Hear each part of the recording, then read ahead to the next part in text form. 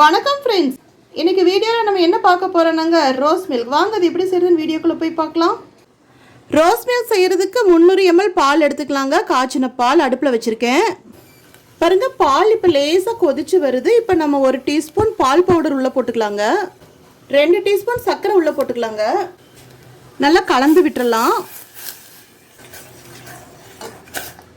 உங்களுக்கு இனிப்பு இன்னும் கொஞ்சம் கூட வேணும்னா இன்னும் 1 டீஸ்பூன் சர்க்கரை கூட ஆட் பண்ணிக்கலாங்க. நல்லா கலந்து விட்டுக்கலாங்க.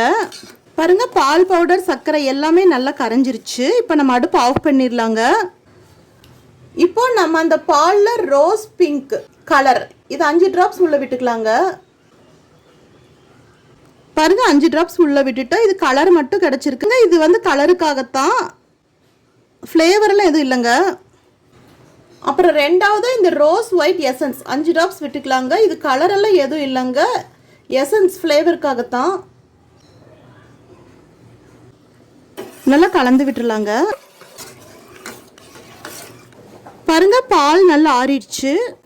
பாருங்க, நான் 10 நிமிஷத்துக்கு முன்னாடியே இந்த ஸ்பூனில் 2 ஸ்பூன் சப்ஜா விதையை நான் 200 ml தண்ணியில் ஊற வச்சுருந்தேங்க. ஊறி இந்த மாதிரி நல்லா பெருசாயிருச்சு. இதில் 2 டீஸ்பூன் நம்ம இந்த ரோஸ் மில்கில் கலந்துக்கலாங்க.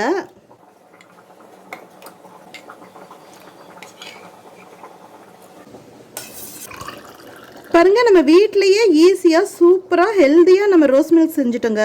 சப்ஜா சீட் உடம்புக்கு ரொம்ப நல்லதும் கூட. மேலே கொஞ்சம் ஆட் பண்றவங்க பண்ணிக்கலாம். நம்ம சேனல் பிடிச்சிருந்தா லைக் பண்ணுங்க, கமெண்ட் பண்ணுங்க, ஷேர் பண்ணுங்க, சப்ஸ்கிரைப் பண்ணுங்க. அப்படியே பக்கத்துல இருக்கிற பெல் ஐக்கானையும் மறக்காம கிளிக் பண்ணுங்க. தேங்க்யூ.